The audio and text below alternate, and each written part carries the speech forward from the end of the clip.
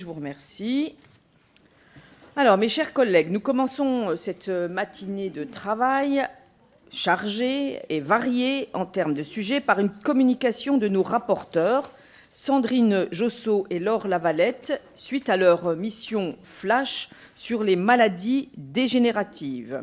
Mesdames les rapporteurs, vous avez la parole. Alors, qui commence? Madame Lavalette. Allez-y, Madame la députée. Madame la Présidente, mes chers collègues, merci. Alors, effectivement, nous venons devant vous avec Sandrine Josso. On a l'honneur de vous présenter les conclusions de la mission flash que nous avons conduite depuis 3 semaines sur les maladies neurodégénératives. Cette mission a été inspirée d'une interpellation que certains d'entre vous ont pu recevoir de la part de personnes aidantes de malades atteints de maladies neurodégénératives. Je tiens à remercier Madame Dubel qui s'occupe quotidiennement avec son fils de son époux atteint d'Alzheimer précoce, diagnostiqué à seulement 53 ans et qui m'avait contacté, qui est à l'origine du coup de ce rapport. Les aidants nous alertent sur leur situation et leurs très grandes difficultés pour soutenir dans de bonnes conditions leurs proches malades, mais aussi pour assurer le maintien de leur propre santé. Ils sont en effet dans une situation psychologique, médicale très inquiétante. Donc là, on parle évidemment des aidants de ces maladies neurodégénératives, mais ça, on peut le dupliquer aux autres aidants. 60% sont exposés à un risque de surmortalité dans les 3 ans qui suivent le déclenchement de la maladie de leurs proches, et un aidant sur 3 meurt avant la personne aidée. Donc bien évidemment, cette situation doit alerter les parlementaires que nous sommes. C'est pourquoi, avec ma collègue, nous avons choisi de mettre au cœur de notre travail non seulement les malades et les moyens de mieux les soigner, mais aussi les aidants, maillon absolument indispensable de la politique que nous devons mettre en œuvre pour accompagner les personnes atteintes de maladies neurodégénératives que nous appellerons ce matin les MND. Alors, de quoi parle-t-on ? Ces maladies sont définies comme des maladies chroniques progressives qui touchent le système nerveux central. Elles sont incurables, invalidantes. Elles constituent un véritable enjeu de santé publique pour notre société. Alors, certaines des MND sont très connues car répandues. On en connaît tous. La France compte 1,2 million de personnes touchées par la maladie d'Alzheimer, à peu près, dont 24 000 avant 65 ans. Et on verra que c'est un tabou. 300 000 personnes sont touchées par la maladie de Parkinson, avec 25 000 nouveaux cas chaque année, et 110 000 personnes souffrent de sclérose en plaques. Donc là, ce sont les 3 maladies neurodégénératives les plus connues. Toutefois, on recense environ 7 000 MND dites rares, car elles touchent moins d'une personne sur 2000. Les plus répandues sont les maladies de Charcot, d'Huntington, la dystonie ou la paralysie supranucléaire progressive. En tout cas, quelle que soit leur fréquence, ces MND ont de graves conséquences pour les personnes atteintes sur les plans physiques, émotionnels, cognitifs et comportementaux. Elles créent donc des besoins très importants pour les personnes atteintes et donc pour les aidants. Et il s'agit là pas d'un défi franco-français, c'est un défi mondial dans un contexte où les causes précises de ces maladies sont encore très mal connues. On estime le coût de la seule maladie d'Alzheimer dans le monde à environ 733 milliards, c'est 1% du PIB mondial. Le vieillissement de la population continue d'accroître le nombre de personnes touchées par les MND. Il faut donc que nous puissions y répondre de manière plus directe et ambitieuse.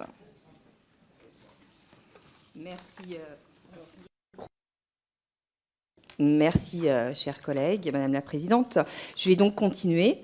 Alors, c'est ce que la France a commencé à faire au début des années 2000 en mettant en œuvre plusieurs plans, dont les réalisations ont été hétérogènes. Plusieurs plans Alzheimer ont notamment été bien identifiés par le grand public, en particulier le 3e qui couvrait la période 2008-2012 et qui a été l'occasion d'importantes avancées.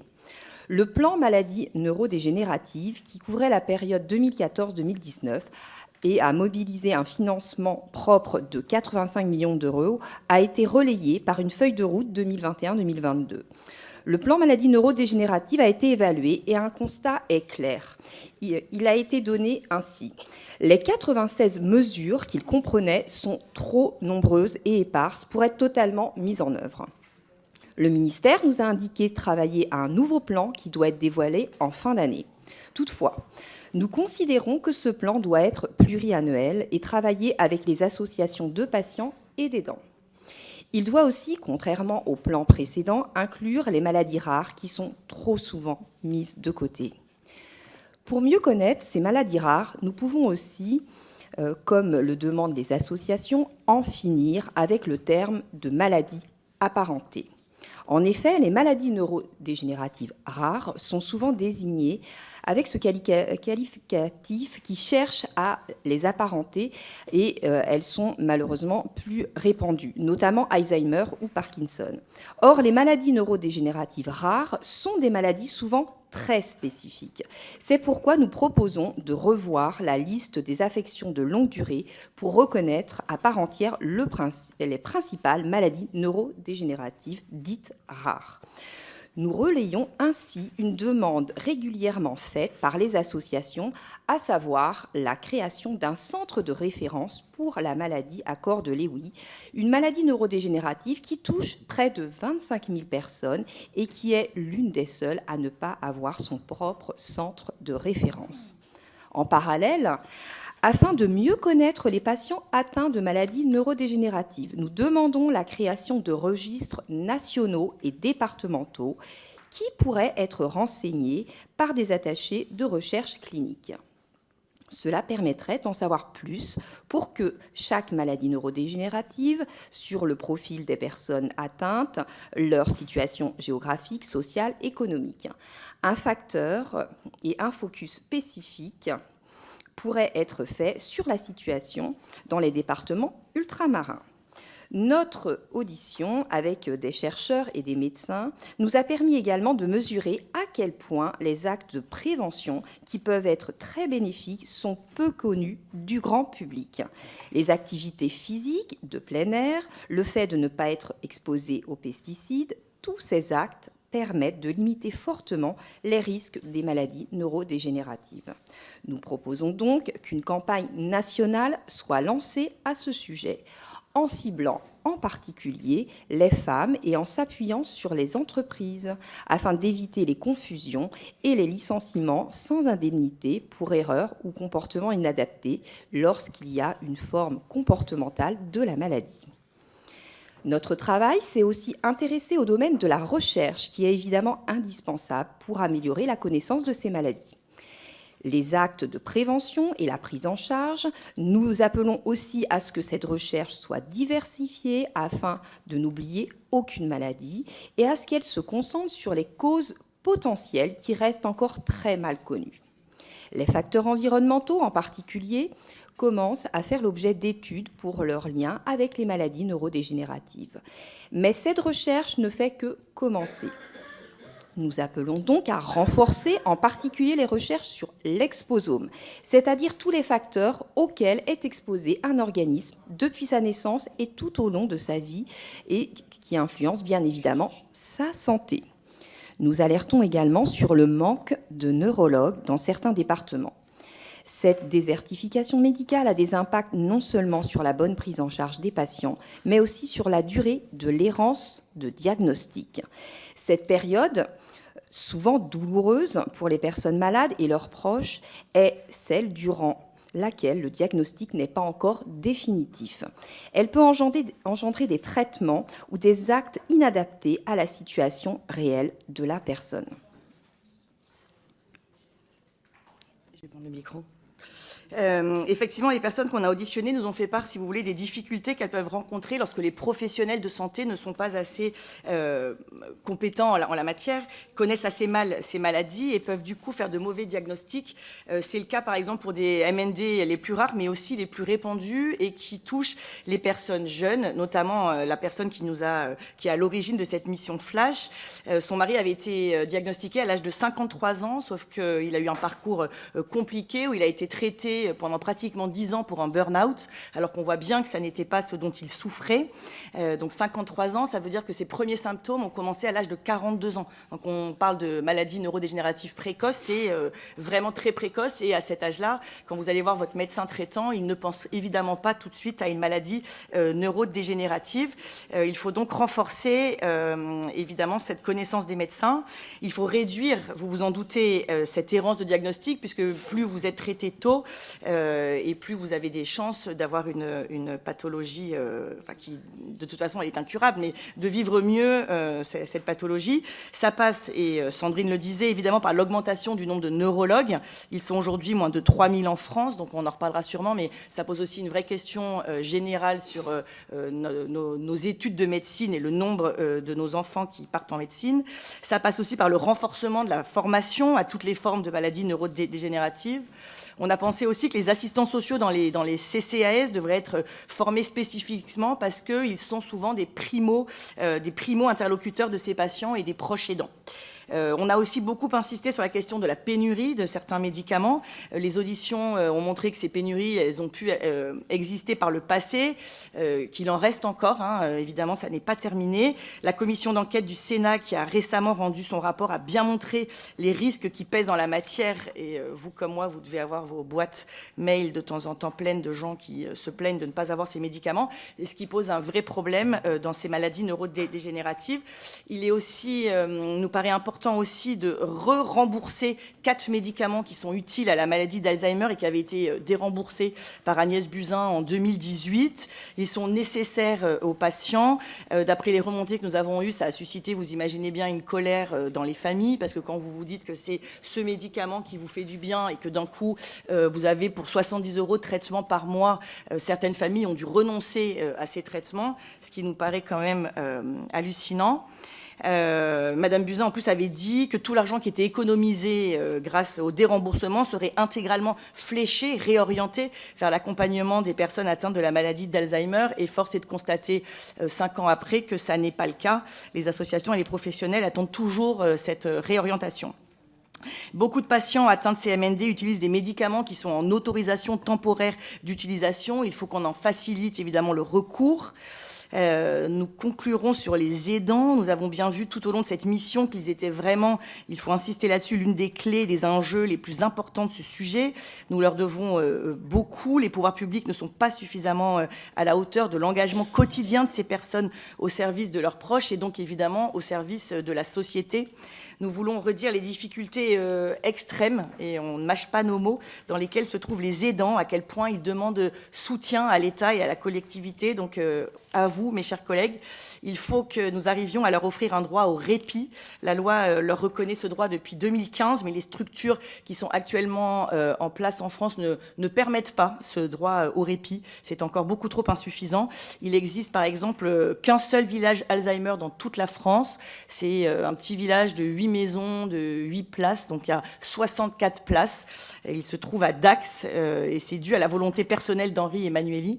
Donc on se rend compte aussi que dans ces cas-là, souvent c'est une volonté personnelle, une opiniâtreté de la part de quelqu'un qui a été concerné. Et ce village Alzheimer, on a pu auditionner des gens dont les familles étaient prises en charge, paraît quand même être un modèle, un process que nous devrions arriver à décliner dans d'autres régions. Ils prennent en charge en plus les patients jusqu'à la fin, ce qui, vous imaginez, est quand même un réconfort évident pour les familles. Ils nous ont tous dit le professionnalisme des personnes qui travaillent, à quel point ce village était pour eux un immense soulagement, car ils savent que leurs proches sont très bien accompagnés. Ils ont des photos dès que leur proche va bien, ils FaceTime. Enfin, on sent une espèce de bienveillance qui n'est évidemment pas le cas dans toutes les structures. Et on pense que ce type d'initiative doit absolument être dupliqué sur tout le territoire. On avait parlé, je pense, à aller le visiter. On couplera peut-être avec les fêtes de Dax, d'ailleurs, comme ça, on fera d'une pierre deux coups. Je tiens à dire qu'on a pu auditionner la sœur d'une personne accueillie dans ce village qui nous a annoncé durant l'audition avec des larmes de joie que son fils aidant venait d'obtenir son baccalauréat sereinement grâce à la prise en charge de sa mère. Alors ça paraît fou de se dire que le fils aidant passait simplement le bac, mais effectivement, quand vous avez une maladie neurodégénérative à 50 ans, vous avez encore des enfants jeunes, et c'est une autre problématique qui d'ailleurs fera peut-être l'occasion d'une autre mission flash, mais il y a des enfants aidants. Alors c'est pas du tout le paradigme que l'on a quand on pense aidant, on pense évidemment, voilà, on se dit qu'on est aidant à 60 ans de ses parents de 80 ans. En fait, c'est pas du tout le cas, il y a tout un pan de la population qui souffrent, ces enfants ne sont pas suffisamment pris en charge. Je veux dire, il y a tout un soutien psychologique évident qui devrait être beaucoup plus important. Donc ce village est précieux. On aimerait évidemment, dans le monde des bisounours, arriver à le dupliquer, mais pourquoi pas. On met en tout cas le sujet sur la table. On doit, je pense, repenser vraiment ces structures qui permettent un accueil temporaire et adapté. Et il faut, c'est vraiment ce qui est ressorti aussi de toutes nos auditions, sortir de la logique du tout EHPAD. Et pour ça, il faut avoir des relations très différentes avec les ARS. Je pense typiquement sur ma circonscription à Alzheimer aidant, à un accueil de jour qui est très bien pensé, où on n'accueille pas en même temps les personnes atteintes de tous les stades de la maladie. C'est-à-dire que quand vous êtes atteint de la maladie à 60 ans, vous avez besoin d'être pris en charge, mais vous n'avez certainement pas envie de passer vos journées avec quelqu'un qui a Alzheimer depuis 25 ans et qui a 85 ans. Il y a cette espèce d'effet miroir qui déjà n'est pas bon pour l'avancement de la maladie. Un médecin disait, quand vous allez au cinéma et que vous regardez un film avec des gens de 85 ans, qui seraient acteurs, quand vous sortez de là, vous marchez moins vite que si vous étiez allé voir Avenger, quoi. Donc ça prouve quand même que de passer sa vie avec des gens plus atteints que vous, évidemment, ça vous tire vers le bas. Et puis, il y a tout l'élément psychologique. Quand vous êtes la famille, vous n'avez pas envie de voir vos parents en tout début de maladie avec des gens beaucoup trop atteints. Et typiquement, l'accueil de jour sur ma circonscription, le lundi et le jeudi, c'est les gens qui sont très sévèrement atteints. Le mardi et le vendredi, ce sont les gens qui sont modérément atteints. Et le mercredi et le samedi, c'est des gens qui sont au début de maladie, à qui vous pouvez jouer au Scrabble, faire des mémos, enfin avoir une stimulation qui est évidemment toute différente. Et cette différenciation, je pense, de stade de la maladie nous paraît fondamentale, et c'est à l'opposé de ce qui se fait en ce moment par les pouvoirs publics, où vraiment il y a une logique de tout EHPAD, et donc on n'ouvre pas d'autres structures alors qu'il y a des projets formidables qui sont même chiffrés, qui sont là. On n'ouvre pas parce qu'il reste des places en EHPAD. Donc pour vous montrer vraiment l'absurdité de ce modèle. Donc effectivement, je terminerai par là. Les réflexions doivent être aussi engagées pour continuer à reconnaître la contribution des aidants, notamment en matière de retraite. Trop d'aidants nous ont dit qu'ils étaient partis à la retraite avec des décotes. Beaucoup d'aidants doivent arrêter de travailler, évidemment, pour s'occuper de leur conjoint ou de leurs parents. On pense qu'il faut avoir une nécessaire réflexion sur la fusion entre l'APA et la PCH. Il y en a une que vous pouvez acquérir si vous êtes diagnostiqué avant 60 ans, l'autre après 60 ans. Ça nous paraît très compliqué. Il faut, à mon avis, simplifier vraiment ce statut d'aidant, et que quand vous arrêtez de travailler, vous pouviez avoir évidemment une compensation. Juste avant de céder la parole à ma collègue avec qui j'ai pris beaucoup de plaisir de mener cette mission Flash, je tenais juste vous faire part encore de mon inquiétude quant au département ultramarin. En 2018, lors de son audition de la mission d'information Grand Âge et Dépendance dans les Outre-mer, France Alzheimer mettait déjà en exergue les caractéristiques propres à ces territoires. Il n'y a eu aucune réponse depuis. Je pense qu'il est primordial de mener des études sur zone afin de recueillir des données épidémiologiques inexistantes aujourd'hui. On sait bien que dans ces zones-là, le vieillissement sera plus important qu'en métropole du fait de l'allongement de la durée de vie combiné à la diminution des naissances et à l'immigration massive des jeunes actifs. Donc il reste une population qui est vieillissante. Alors si la question des déserts médicaux, évidemment, nous préoccupe tous, je pense qu'elle est également majeure en Outre-mer. Par exemple, à Mayotte, il n'y a aucun neurologue. Donc quand vous avez des signes avant-coureurs de la maladie, que vous commencez à oublier ou avoir un comportement particulier, vous pouvez passer beaucoup trop de temps dans une errance de diagnostic.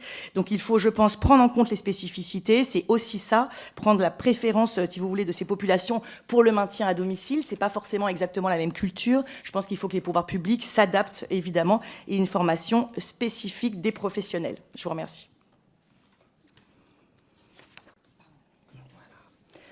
Donc, au total, en fait, nous pensons que les aidants ont besoin d'un véritable statut unique, quelle que soit leur relation familiale avec la personne aidée, qu'ils leur reconnaissent et leur ouvrent des droits spécifiques, leur permettant de voir leur vie fortement améliorée.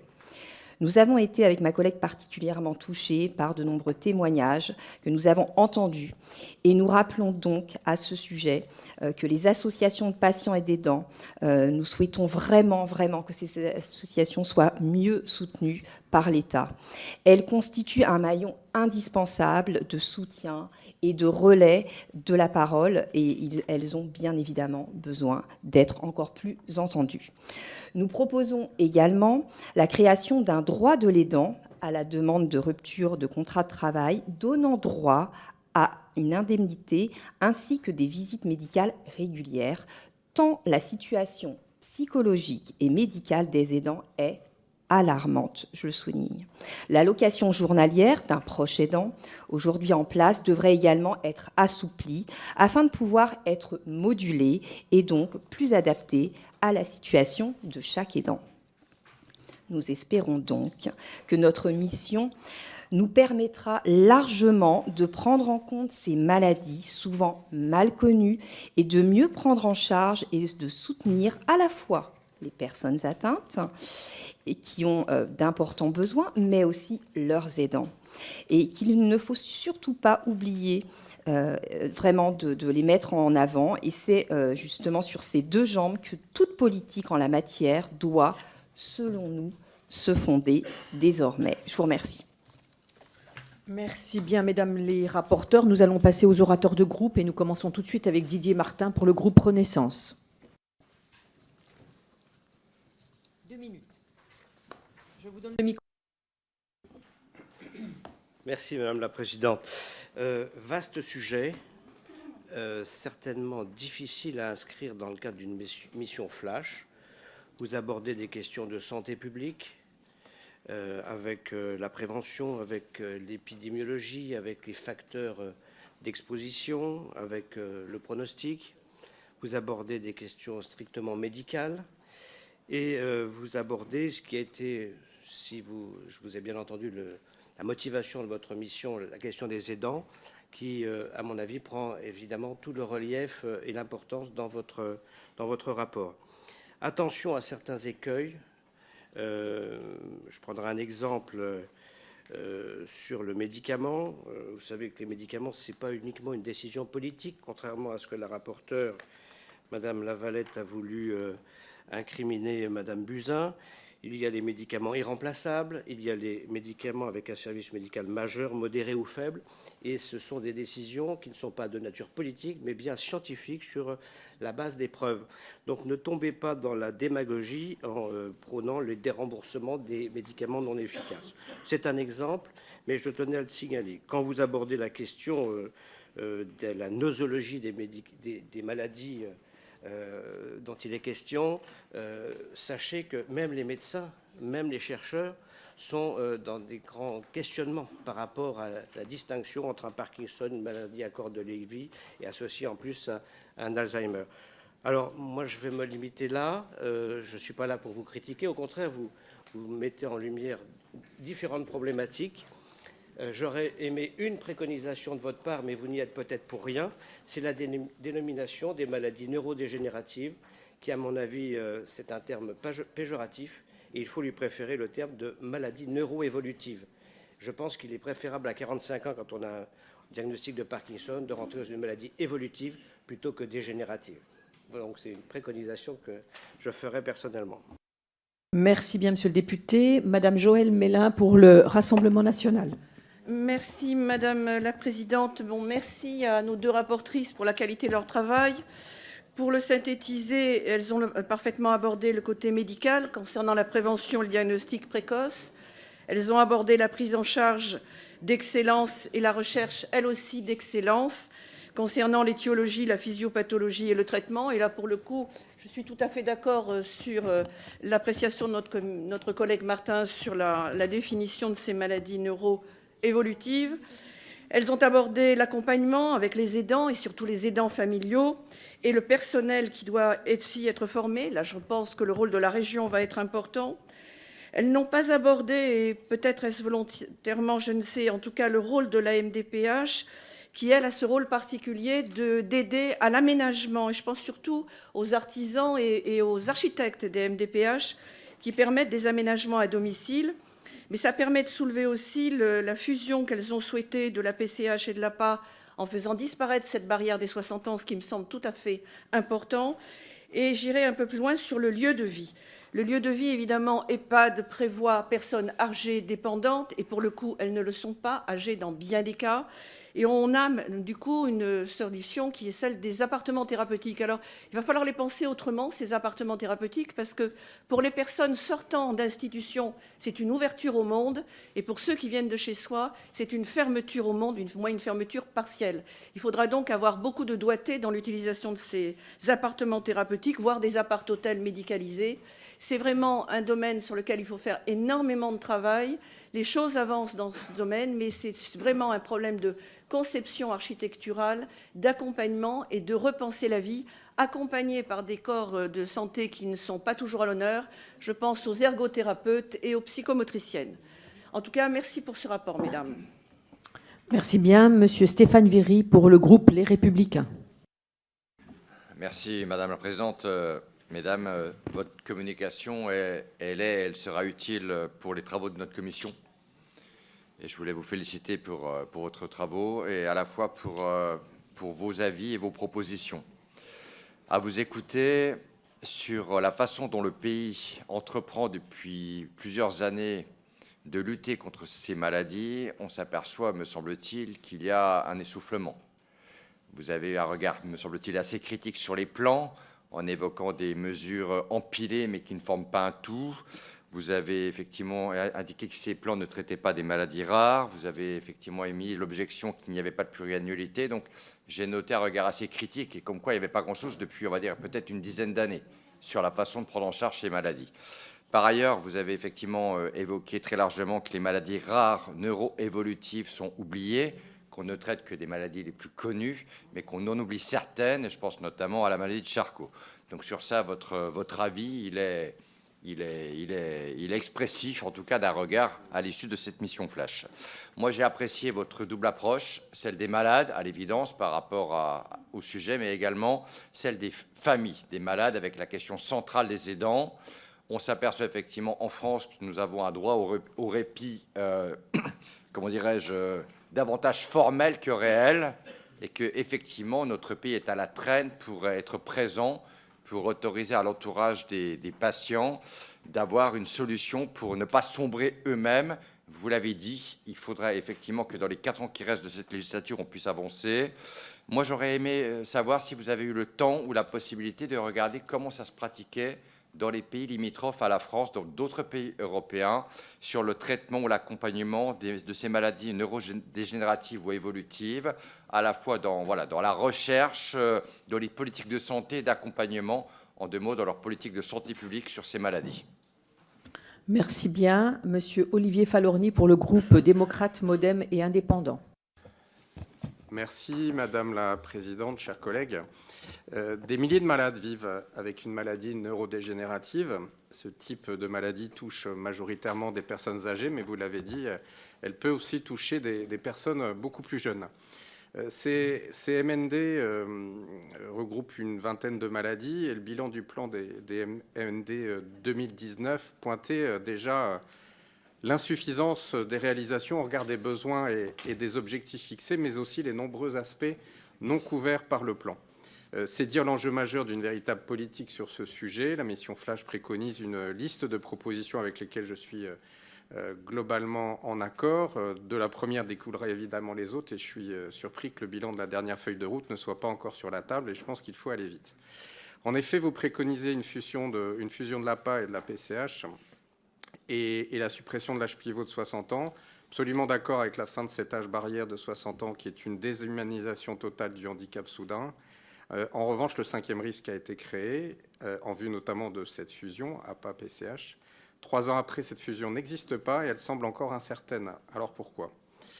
Si le principe d'égalité ne s'oppose pas à ce que des situations différentes soient traitées de façon différente, le handicap est lui considéré comme un événement soudain qui ne permet pas aux personnes atteintes de prévenir ce risque et de s'entourer financièrement de toutes les précautions nécessaires. Alors soit elles bénéficient d'une aide évaluée en fonction de la perte d'autonomie, soit une aide limitée par les différents GIR, et plusieurs idées peuvent être avancées, comme une refonte des plafonds GIR et une autre indexation, ainsi qu'une réindexation des plafonds de l'APA. Et je voulais terminer par la question des aidants qui œuvrent à leur côté.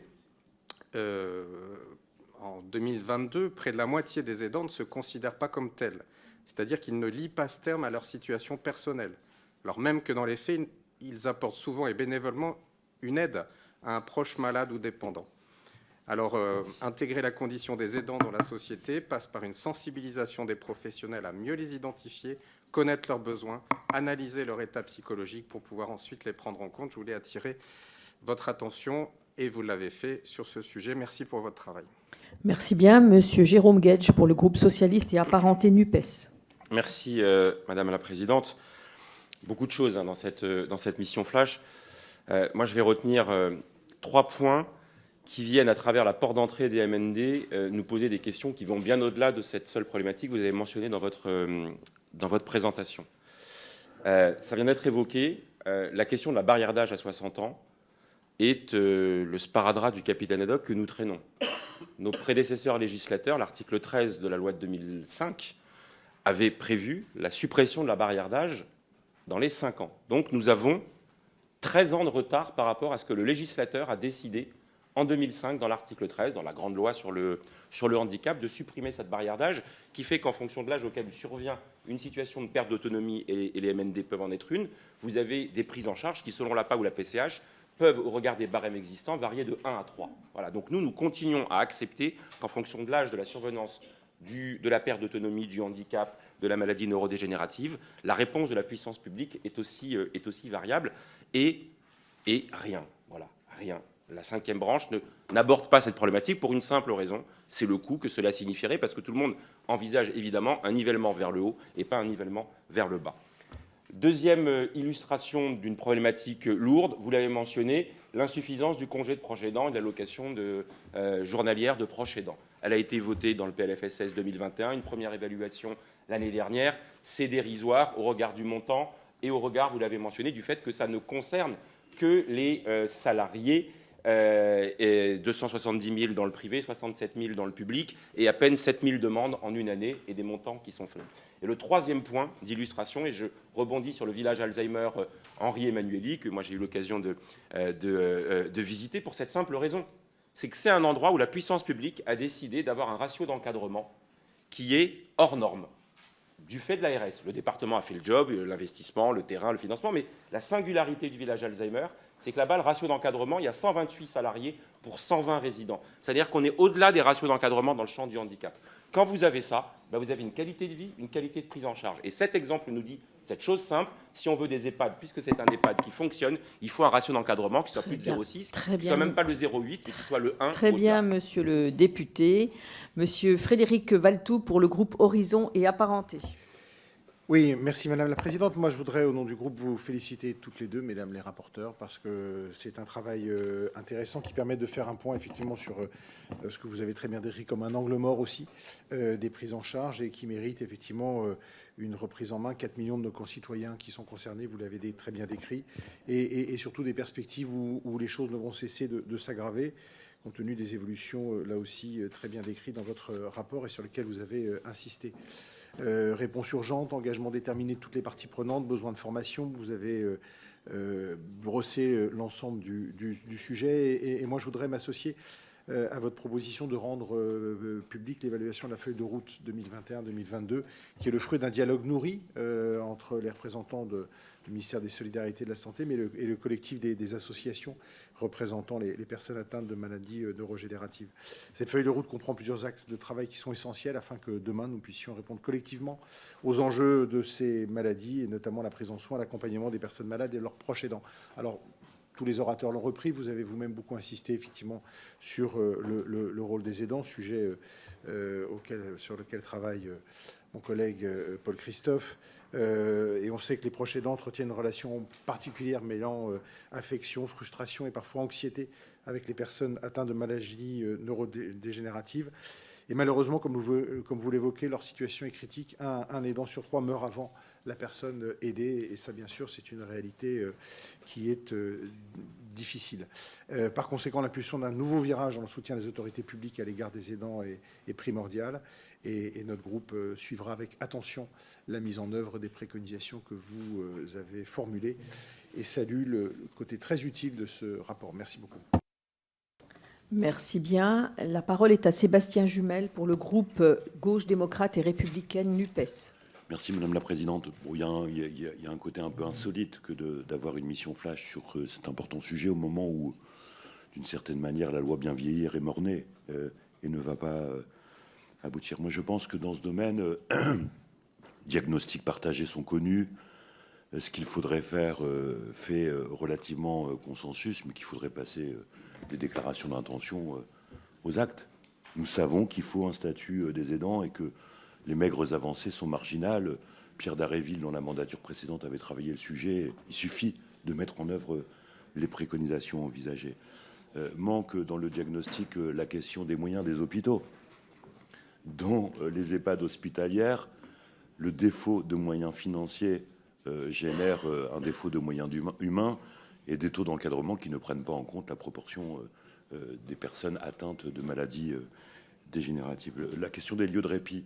Dans chaque territoire de santé, les élus identifient des besoins de lieux de répit. La question, c'est le nerf de la guerre, les financements pour mettre en œuvre cela. Puis enfin, les métiers du lien, ceux que nos économies reconnaissent et rémunèrent si mal.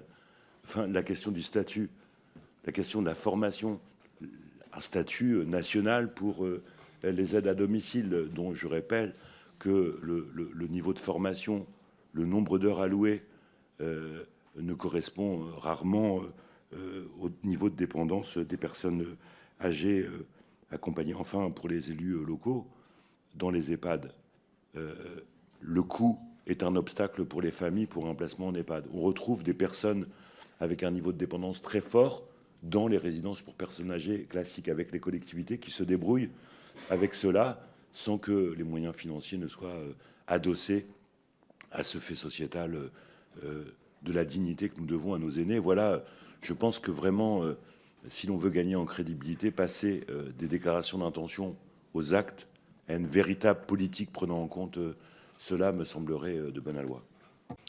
Très bien. Donc, nous allons passer aux questions des députés. Monsieur Thibault Bazin, pour 2 minutes.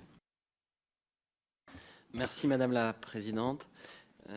Mesdames les rapporteurs, je vous remercie pour la synthèse de vos travaux qui permet de nous éclairer sur le bilan des plans qui ont été mis en œuvre pour améliorer la prise en charge des patients atteints de maladies neurodégénératives ou évolutives. Vous esquissez plusieurs pistes d'amélioration intéressantes, notamment un meilleur soutien aux aidants. Ces pistes peuvent d'ailleurs concerner tous les aidants, y compris des personnes qui ne sont pas atteintes de maladies neurodégénératives.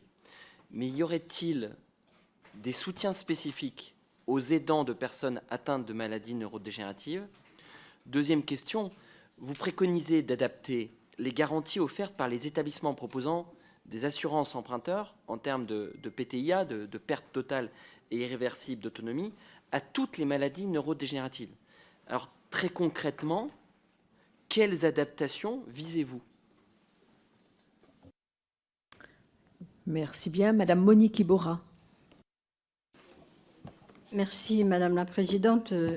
Merci à nos rapporteurs, même si je suis d'accord avec ce qu'a dit Didier, à savoir que le sujet que vous avez choisi est beaucoup trop vaste pour être traité dans une mission flash.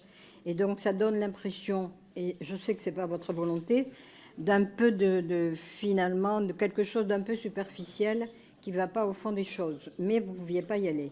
Simplement, vous n'avez pas évoqué d'une manière claire la prévention, en particulier, dans la mesure où aujourd'hui vous dites qu'elle est inconnue du grand public, pour peu qu'elle existe, mais il existe quand même déjà un dispositif qui s'appelle ICOP, qui est parti du Gérontopole de Toulouse et qui est en train d'être déployé en France sur tout le territoire, avec une aide de l'État tout à fait importante. D'autre part, vous avez évoqué en effet le problème de Dax. Moi, j'ai eu la chance, avec ma collègue Caroline Fiat, en 2018, d'aller dans les pays nordiques. Et en effet, je voulais dire à M. Guedj, en effet, si le nombre de personnes est très important à Dax, en fait, dans les pays nordiques, celui que j'ai visité, le village à Jammer, En fait, ce sont des bénévoles qui sont très nombreux et qui interviennent auprès de ces personnes. Et au-delà du nombre qui est absolument important, c'est la conception qu'ils ont de la personne, bien qu'elle soit en effet malade. Donc, on est conscient de ça pour la bonne raison que depuis 2 ans, on demande un nouveau modèle des EHPAD. Il est en cours de mise en place, mais ça va très lentement.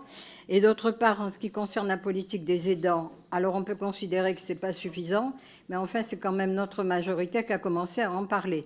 Et c'est tout à fait important. Dernière chose, on pourra retrouver l'ensemble de ces problèmes à partir du moment où on aura enfin une grande loi grand âge et pas seulement une PPL telle que c'est envisagé pour le moment. Très bien. Madame Laurence Cristol. Merci Madame la Présidente et Mesdames les rapporteurs. Permettez-moi d'abord de vous remercier pour la qualité de votre communication sur un sujet qui va concerner un nombre croissant de nos concitoyens et que nous devons investir avec détermination. On le voit, un certain nombre d'enjeux appellent des réponses transversales et je pense que sur le sujet de la prévention, les mesures que nous avons commencé déjà à adopter, quoi qu'on puisse dire, certains de nos collègues dans la proposition de loi Bien vieillir que nous avons rapportée nous ont permis d'avancer et poursuivront effectivement le travail. Je partage pleinement un certain nombre de vos recommandations et je pense particulièrement à celui de la recherche, en particulier de recherche en santé environnementale, pour mieux connaître les causes des maladies neurodégénératives ou celles constituant à créer un centre de référence pour la maladie à corps de Lévy. Je rejoins mon collègue Didier Martin sur la proposition qui vise à rembourser les 4 médicaments déremboursés en 2018. Je pense que le sujet est beaucoup plus complexe que cela.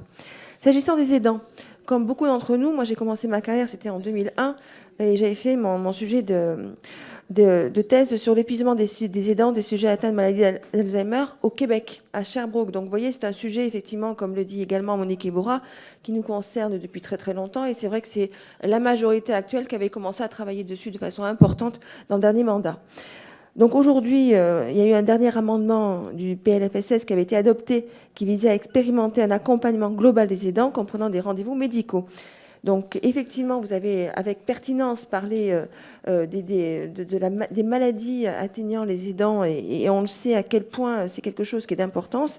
Et j'aurais donc aimé savoir si vous avez pu identifier les freins à la mise en place de tels rendez-vous et si vous aviez échangé sur ce sujet avec le ministère de la Santé lors de son audition. Et je vous en remercie.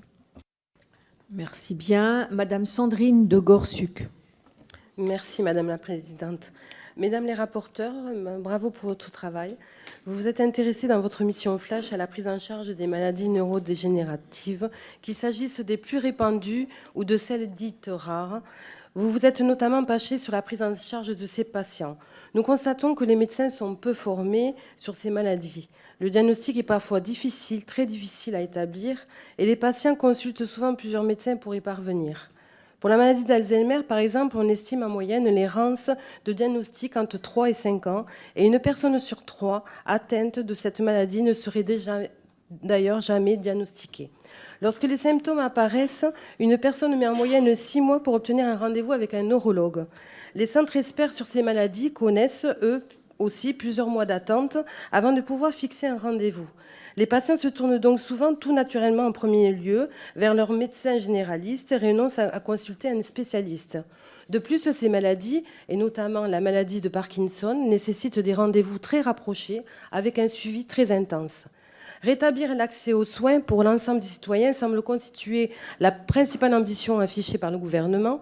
Le manque de médecins généralistes concentre souvent les préoccupations de nos concitoyens, mais la désertification chez les spécialistes n'est-elle pas tout aussi préoccupante ? Les déserts médicaux ne favorisent-ils donc pas l'errance de diagnostic déjà très difficile à poser dans le cas de ces maladies ? Merci beaucoup. Merci bien, Monsieur Thierry Frappé. Merci Madame la Présidente. Mesdames les rapporteurs, je tiens tout d'abord à vous remercier, et je ne pense pas être le seul, au niveau de la qualité de votre travail que j'ai eu personnellement beaucoup de plaisir à lire. En fait, ma question va poser deux questions.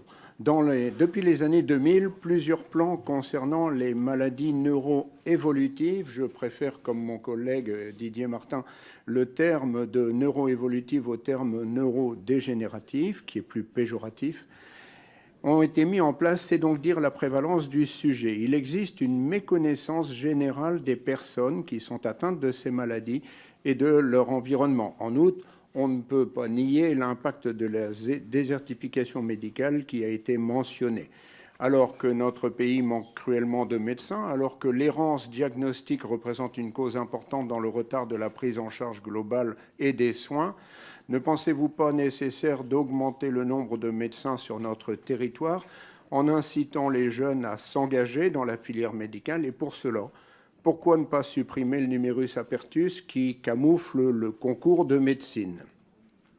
C'est ainsi qu'en augmentant le nombre de médecins installés, nous pourrons aussi faciliter les contrôles médicaux réguliers pour les aidants. En second temps, il faut aider également la formation et la recherche, vous l'avez dit. Il est important d'améliorer dès aujourd'hui la formation des jeunes médecins sur ces maladies neuroévolutives. Ceci permettra sans doute de réduire la durée moyenne de l'errance de diagnostic, au moins pour les maladies rares.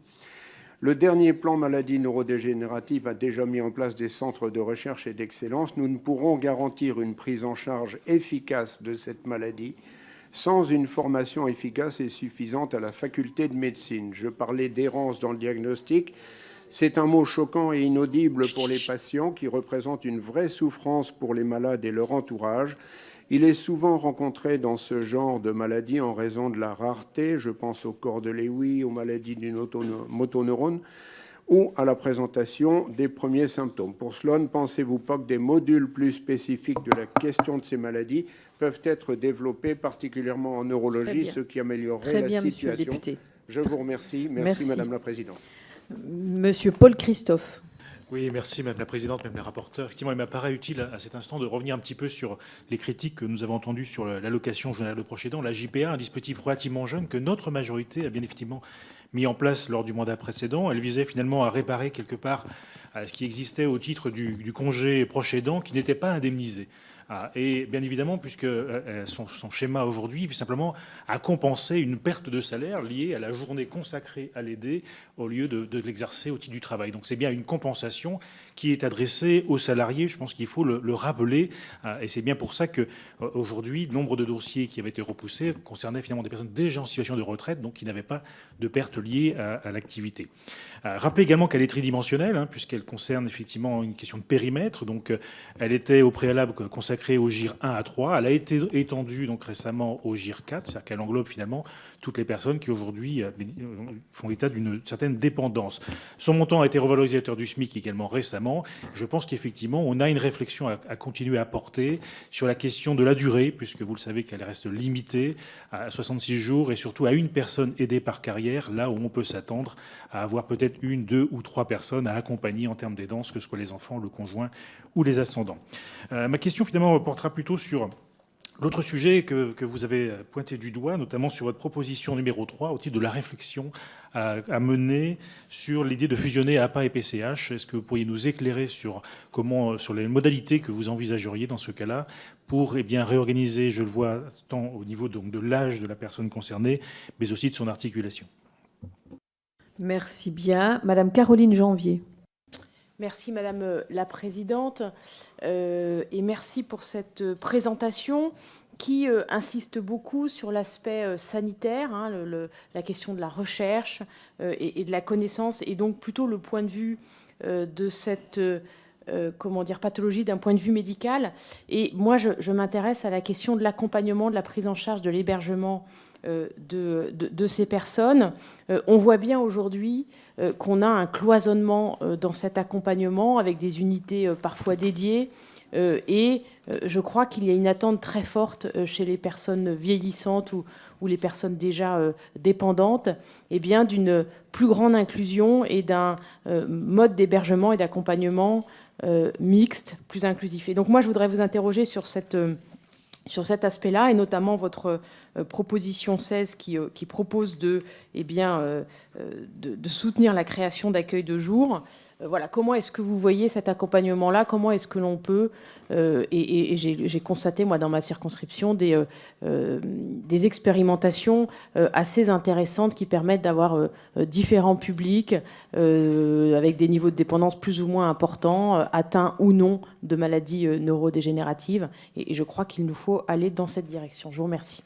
Merci bien. Madame Astrid Panosyan-Bouvet.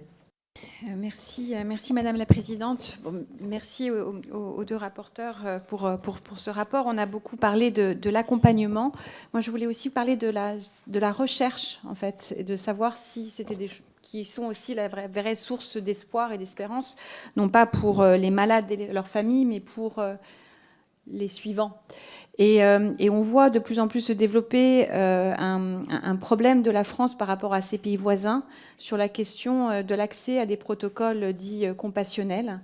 Et donc je voulais savoir si c'était des sujets que vous aviez également regardés, parce qu'il y a, outre la question qui avait été posée par certains de mes collègues sur les comparaisons, notamment sur les dispositifs d'aide aux aidants par rapport aux pays, voilà, les bons élèves, notamment les pays d'Europe du Nord, savoir quelle était voilà, cette comparaison de la France en politique d'accès thérapeutique compassionnel par rapport à ces pays-là. Parce que c'est là aussi qu'il faut regarder, c'est aussi dans le domaine de la recherche que réside l'espoir. Merci.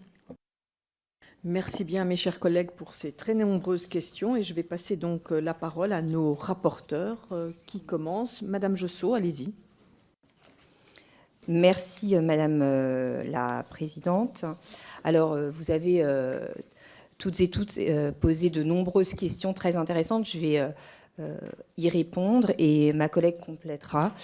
Donc, Monsieur Martin, vous avez bien résumé la complexité de cette mission et j'ai bien noté en fait votre intervention sur la vigilance à faire des raccourcis sur la problématique des médicaments. Je vous en remercie. Et concernant cette appellation peut-être un petit peu plus douce sur les maladies neuro-évolutives plutôt que les maladies neurodégénératives, je comprends votre intervention parce que effectivement c'est déjà un sujet très douloureux tant sur le plan physique que psychologique et je pense que il est peut-être aussi important de souligner que les termes employés peuvent aussi amener peut-être un petit peu plus d'inclusion et de compréhension sur les difficultés que représentent ces maladies dans la société. Alors, Madame Mélin, pardon, vous avez parlé des appartements thérapeutiques. Vous avez raison, il y a encore beaucoup de choses à faire. Malheureusement, on n'a pas pu visiter au cours de cette mission d'appartements de ce type, mais je pense qu'il est nécessaire peut-être de se déplacer pour se rendre compte avec, bien évidemment, les personnes sur place qui pourront répondre à des questions plus précises là-dessus. Merci d'avoir souligné ce sujet. Monsieur Viry, vous avez expliqué et de manière très claire que effectivement il y a eu une sorte d'essoufflement et vous avez raison de le souligner et il y a aussi une préoccupation que nous avons eue à ce sujet. Les maladies on va dire neurodégénératives ou mieux les maladies neuroévolutives sont en augmentation, donc c'est pour aussi une des raisons pour lesquelles nous avons mobilisé beaucoup d'énergie pour cette mission et que nous souhaitons bien évidemment contribuer au mieux à la mise en place des diverses propositions.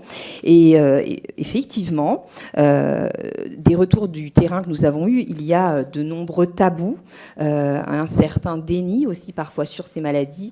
On a parfois aussi entendu que certaines personnes détournent le regard. Donc il faut le savoir, c'est une réalité. Monsieur Falorni, le bilan de la feuille de route n'est pas encore sur la table et c'est nous évidemment ce qu'on souhaite parce qu'il a été rappelé en fait à plusieurs occasions dans nos auditions qu'il y a cette nécessité et donc ça c'est un manquement sur lequel nous allons bien évidemment appuyé. Il y a urgence et on a eu vraiment des retours en ce sens. Et sur les aidants, effectivement, l'état psychologique des aidants est très préoccupant. C'est pour cela qu'il va être, à mon sens, indispensable de prendre ces états en compte de manière beaucoup plus satisfaisante. Monsieur Guedj, vous avez parlé de la barrière d'âge. Vous avez raison, ça a été évoqué lors de nombreuses auditions. La réponse de la puissance publique se doit, oui, effectivement, d'être plus satisfaisante et nous serons vigilants à ce sujet et nous devons l'être tous ensemble. Vous avez aussi évoqué le village Alzheimer, donc, qui a été impulsé par Monsieur Henri Emmanuelli. C'est bien de souligner l'importance des volontés politiques locales. Il y a vraiment des démarches qui sont remarquables. Eh bien, on peut qu'encourager tout cela sur nos territoires. Et c'est important aussi de valoriser ce qui est bien fait et ce qu'on doit aussi continuer à modéliser dans ce sens. Monsieur Valtou, effectivement, vous avez évoqué les 4 millions de nos concitoyens concernés et que, évidemment, malheureusement, ces chiffres sont croissants. La feuille de route, il faut la rendre publique, ça, on est complètement d'accord. Et puis, donc, ce sera bien évidemment à suivre de très près. Monsieur Jumel, votre cri d'alarme sur les aidants est bienvenu. Nous l'avons aussi entendu. Il y a aussi une importance à noter la nécessité d'une meilleure coordination territoriale à tous les niveaux, tant au niveau local que départemental. Et évidemment, la formation est indispensable et aujourd'hui, cette formation est malheureusement très insatisfaisante. Monsieur Bazin, sur les soutiens spécifiques psychologiques, vous avez raison. Il s'agit là vraiment de problématiques de santé globale, de bien-être mental. Ma collègue complétera par rapport à vos questions. Mais évidemment, je vous remercie d'avoir souligné cela parce que trop peu et malheureusement trop souvent, ce sujet est resté un petit peu trop discret et c'est important de le souligner aujourd'hui. Madame Nivora, vous avez raison d'un côté en disant que effectivement cette mission elle n'est pas complètement satisfaisante parce qu'elle a été flash, parce que évidemment on n'a pas eu assez de temps. Néanmoins, je pense que nous avons réussi à mettre un pied dans la porte et ça c'est quand même à souligner. Et il existe des dispositifs, vous avez aussi raison, ils sont parfois mal connus, donc ils ont très peu été évoqués et ça c'est aussi ce qui doit nous préoccuper. Et aussi, je tiens à dire que les associations que nous avons reçues ont parfois été très étonnées de la considération qu'on leur apportait. Et ça doit aussi nous donner à réfléchir. On doit prendre en compte de manière beaucoup plus sérieuse et d'être vraiment en soutien par rapport à ces associations qui font des choses remarquables, mais qui ne sont peut-être pas assez remarquées par des personnes qui auraient besoin justement de consolider les liens avec ces associations. Madame Christol, vous avez évoqué un sujet important. Évidemment, il y a des réponses transversales. On est absolument d'accord. C'est aussi très complexe de répondre à toutes les demandes, mais ça fait l'objet bien évidemment de choses très précises qu'on doit regarder de près. Et puis, Madame Dogerseuch, sur l'errance des diagnostics, oui, c'est un sujet. Et c'est pour ça qu'on a, dans nos propositions, demandé à ce qu'il y ait des formations pour les professionnels de santé, mais pas que, aussi tous les professionnels du secteur, bien sûr, sanitaire et social. Monsieur Frappé, le nombre de médecins qu'il est nécessaire d'avoir sur les territoires, sur les départements, est bien évidemment insatisfaisant. Néanmoins, il y a quand même une chose importante qu'on a observée, c'est que finalement, on n'a pas de registre de maladies neurodégénératives sur les départements. Donc comment on peut répondre aux besoins? Ça doit vraiment nous questionner. Donc c'est pour ça qu'on a demandé à ce qu'on ait un registre. Si on a un registre, on connaît le nombre de patients et donc de là, on peut répondre aux besoins de manière beaucoup plus efficace. Et ça devient vraiment une priorité parce que finalement, on se dit que ça marche un peu à l'envers et c'est un peu préoccupant. Monsieur Paul Christophe, merci pour vos rappels, mais il est parti. Bon, sur les sujets très techniques. Bon, le voilà qui revient. Voilà, c'est incroyable. Incroyable. Non, vous avez évoqué des sujets très techniques et je vous remercie pour ces précisions, pour vos rappels. Et sur les prestations, c'est aussi une discussion que nous avons eue avec ma collègue. Elle évoquera de manière un peu plus détaillée la proposition numéro 3 pour répondre au mieux à vos questions. Madame Janvier, oui, l'hébergement, et vous avez raison, c'est un sujet et nous, comme je le disais tout à l'heure, on n'a pas eu assez de temps pour aller sur site. Et ça, c'est vraiment très, très regrettable. Voilà, je suis à votre écoute si vous avez envie de nous faire des remontées sur ce sujet. Toutes vos remontées seront bienvenues. Madame Panossian-Bouvet, alors, ce que vous avez évoqué concernant les protocoles compassionnels, eh bien, j'ai le regret de vous dire qu'on a très peu évoqué la question. Par contre, vous avez suscité ma curiosité, donc merci. Je vous serais reconnaissante de me faire part de manière un petit peu plus détaillée de tout ce que vous connaissez à ce sujet. Et puis, c'était important aussi de terminer sur un message d'espoir parce que ce sujet est un sujet S'il vous plaît, difficile. mes chers collègues. Mais attendez, Madame la rapporteure, si vous voulez discuter, vous sortez quelques minutes, il n'y a pas de souci. Mais là, on écoute quand même Madame la rapporteure. Merci. Merci, Madame la Présidente. Surtout que là, on parlait de quelque chose de très positif, d'espoir. Et merci, Madame Panossian, d'avoir évoqué ce mot, parce que, évidemment, c'est un mot qui est important à entendre et que la recherche et évidemment, tout ce qu'on pourra apporter de mieux pourra susciter l'espoir et il est ô combien important dans ce domaine. Merci. Madame la rapporteure, oui, allez-y. Voilà. Madame la Présidente, merci. Alors, je vais essayer comme je passe en deuxième, je vais essayer de passer un peu moins de temps. Quand même, Monsieur Martin, j'ai bien aimé, je suis pas là pour critiquer, mais quand même, vous l'avez fait, c'était assez drôle. Je trouve ça quand même un peu fort de café quand vous dites que les politiques n'y sont plus rien. Je vous rappelle que c'est quand même le ministère de la Santé qui a pris un arrêté qui permettait la fin du remboursement. Donc évidemment que nous sommes quand même très concernés. Et puis c'est pas nous, c'est pas Sandrine Josso et moi qui regrettions le déremboursement de ce médicament, ce sont les familles et c'est France Alzheimer.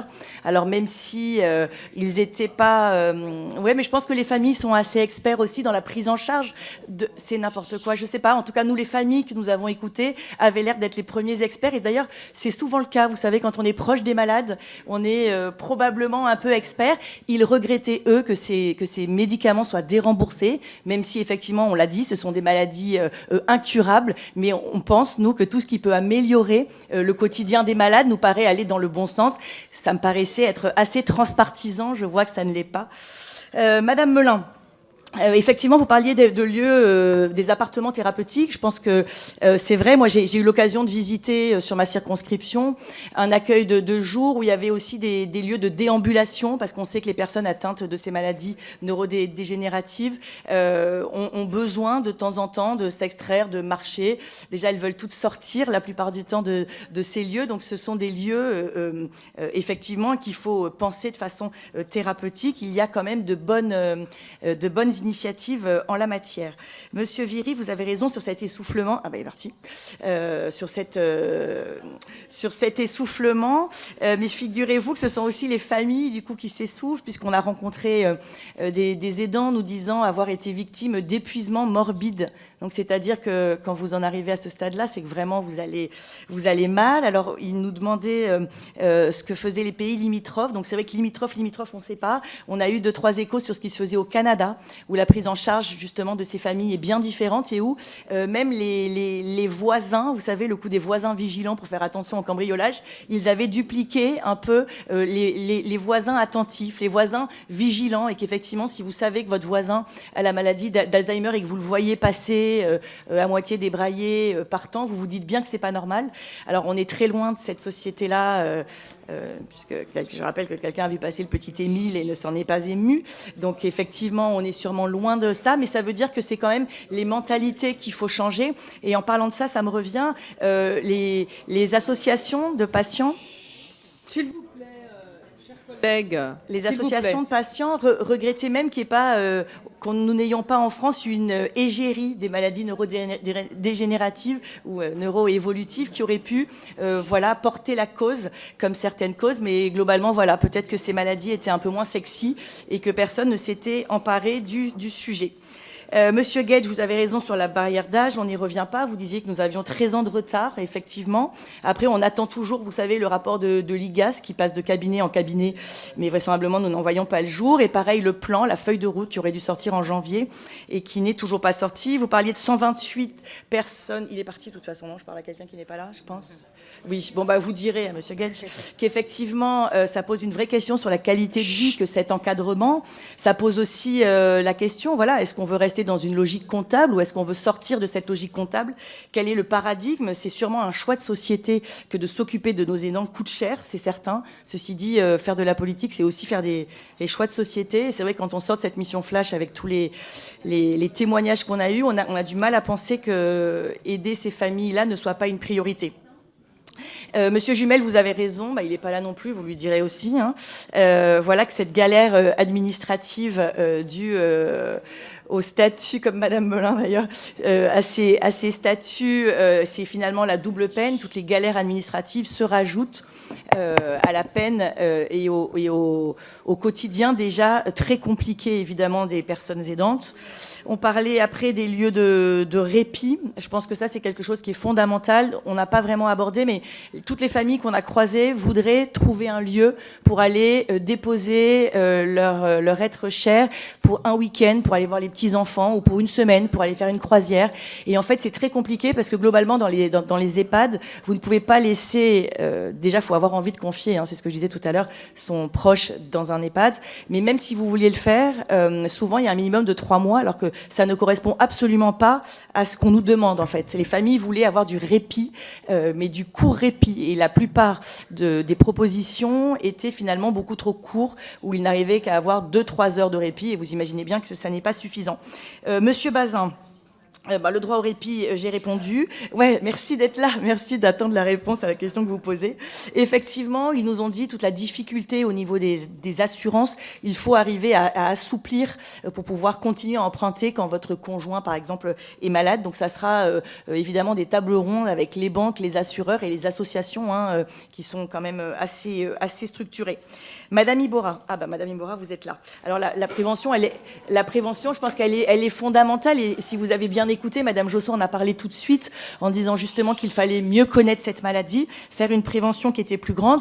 Et vous parliez des bénévoles. Alors justement, j'allais dire, ça fait presque partie des fausses bonnes idées que de se faire aider par des bénévoles. En tout cas, tous les professionnels et même toutes les familles que nous avons croisées nous ont dit qu'il fallait être formés, puisque ces maladies qui peuvent se ressembler, notamment dans la démence, dans les oublis, ne se traitaient pas, entre guillemets, de la même façon. Et effectivement, quand vous êtes bénévole, vous avez beau avoir toute la bonne volonté du monde, il semblerait que ça ne soit pas exactement ce qu'il fallait faire. Madame Christol, oui, sur le rapport, oui, la maladie. On a un peu parlé de l'aidant et on se demandait comment est-ce que l'aidant en arrivait là. Vous avez vu que nous avions proposé à ce que l'aidant ait une visite médicale par an. J'allais dire presque contraint et forcé parce que l'aidant s'oublie, ne fait que s'occuper évidemment de celui qui ne va pas.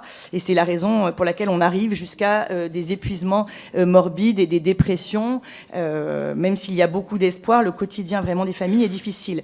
Madame Dogorsuch, alors sur les déserts médicaux, effectivement, c'est une vraie question parce que quand vous êtes en errance, globalement, le diagnostic se fait beaucoup plus tard. Il y a déjà un grand décalage entre les premiers symptômes et vraiment le moment où on peut faire ce diagnostic. Je rappelle que ce diagnostic, en plus, il n'est que partiellement sûr. C'est-à-dire qu'un diagnostic simplement sur un comportement et 2-3 analyses, il est sûr à 30%. Il y a pour la maladie d'Alzheimer un diagnostic avec une ponction lombaire qui lui donne une réponse à 95%, mais qui n'est pas forcément remboursé partout. Donc il n'est pas fait. C'est aussi ça, quand je vous disais que des familles ne se soignaient pas, de temps en temps, il n'y a pas non plus par une grande précarité, de manque de diagnostic, ce qui paraît assez fou, sachant que voilà, la France est quand même la 6e puissance mondiale, et de dire que des gens ne se fassent pas diagnostiquer, c'est quand même assez tristoun. Madame Dogorsuch, il vous a pas échappé qu'on appartient à la même famille politique et que, comme Monsieur Frappé, nous avons une idée sur ce manque de médecins, puisque nous voulons libéraliser complètement ce numerus apertus, qu'il saute et qu'enfin tous nos enfants qui veulent être médecins puissent l'être, et ça réduira évidemment ces déserts médicaux. Monsieur Christophe, merci d'être là. Sur le congé du proche aidant, effectivement, votre majorité avait commencé, mais c'est vrai que tous les gens que nous avons auditionnés nous disent ne pas se retrouver. Ça ne va pas assez loin. Finalement, 66 jours, c'est rien. Quand vous devez... non, ça n'est pas assez. Et c'est vrai qu'il y a une vraie question quand vous êtes... puis il y a une vraie réflexion qu'il faut mener, parce que ça veut dire que un aidant que l'on pourrait défrayer, qui aide son aidé, c'est une place en EHPAD en moins. Enfin, ça coûte aussi moins cher, évidemment, à la collectivité. Donc, je pense qu'il y a une vraie réflexion à mener, sachant que la plupart du temps, quand même, ils préfèrent rester chez eux, évidemment, le plus tard possible. Et puis, ça exclut les personnes qui ne travaillent pas. Ce qui est une vraie question, c'est-à-dire que vous pouvez avoir une compensation quand vous avez cessé votre activité, mais quand vous ne travaillez pas, ce qui arrive évidemment, ça pose question. S'il vous plaît, Monsieur Clouet et Monsieur Tavel. Il est ressorti de... Il n'y a pas que vous, je suis d'accord. Il n'y a pas que vous, mais j'entends les voix là, voilà, masculines. Il est ressorti... S'il vous plaît. Les vacances ne sont que la semaine prochaine, en fin de semaine, mes chers collègues. C'est pas la fin des classes encore.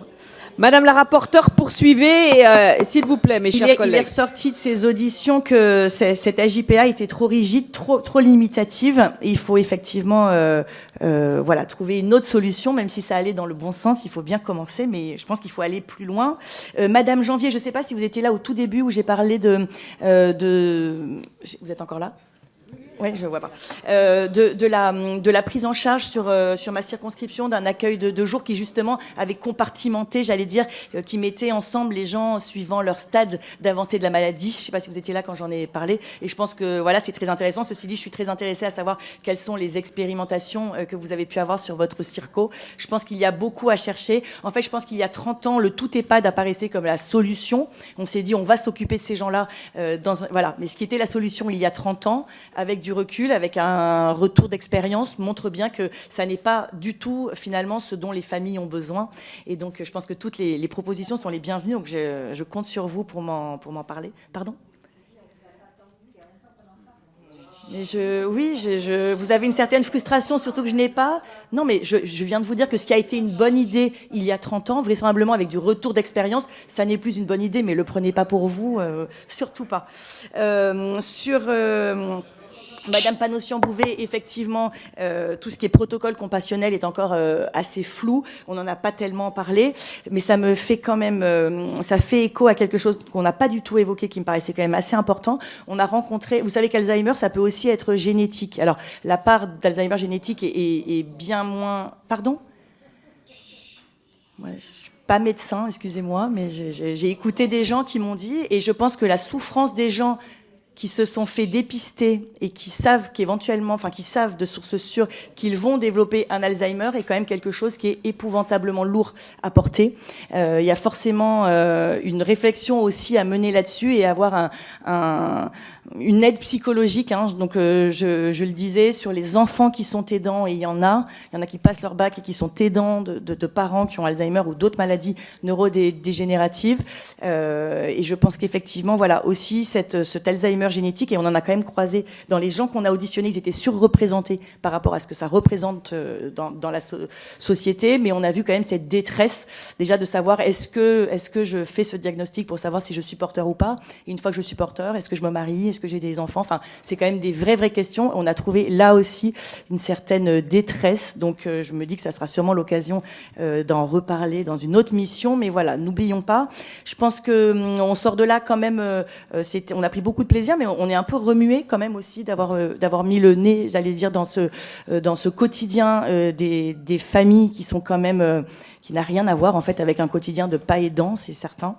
Voilà, je pense qu'il faut peut-être changer notre paradigme, arrêter avec le tabou de ces maladies neurodégénératives précoces, parce qu'il y en a beaucoup, on se rend compte, et il y en aura vraisemblablement de plus en plus. Et si voilà, je peux finir simplement de dire qu'il faudrait que le regard que nous parlementaires nous ayons dessus soit pas de prendre en charge, mais de prendre en compte ces personnes dont la fragilité, à mon avis, est quand même nécessaire dans la nature humaine. Donc je pense qu'on est là pour essayer de faire au mieux, mais ce fut un plaisir de faire ce rapport. Je vous remercie. Merci bien, Madame la rapporteure. Madame Josso, vous voudriez rajouter un petit quelque chose? Oui, donc 2 points. Madame Christol, vous avez évoqué la santé environnementale. On n'en a pas reparlé, mais je tiens vraiment à revenir sur ce sujet. Merci d'avoir évoqué ce sujet. Il est vrai que les causes génétiques sont identifiées, mais il y a énormément de causes dues à l'environnement. Et je pense que là, nous devons vraiment réfléchir collectivement, regarder les choses avec beaucoup plus de curiosité sur ce sujet.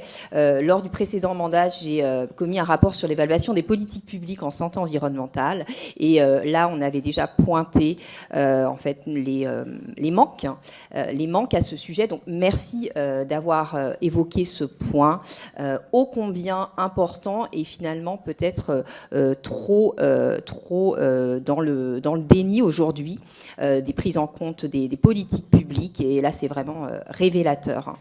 Et donc moi je voulais pour terminer remercier bien sûr toutes les personnes qu'on a auditionnées, tant les chercheurs, les médecins, les associations. On a eu des auditions parfois très touchantes, très bouleversantes. Nous avons essayé aujourd'hui de vous sensibiliser du mieux possible. Je pense qu'on doit se dire qu'on peut que faire encore mieux sur ce sujet-là. Je remercie bien évidemment toutes les personnes qui ont contribué à ce rapport, les administrateurs de l'Assemblée nationale. Et voilà, j'ai eu également beaucoup de plaisir à travailler avec toi, Laure. Merci beaucoup. Et continuons dans ces travaux très constructifs. Je vous remercie. Merci bien, mesdames les rapporteurs, pour la qualité de vos travaux et la qualité de vos réponses. Donc, je vous libère. Je remercie également, bien sûr, l'administrateur qui vous a accompagné, et puis également les collègues. Donc, une toute petite minute de pause pour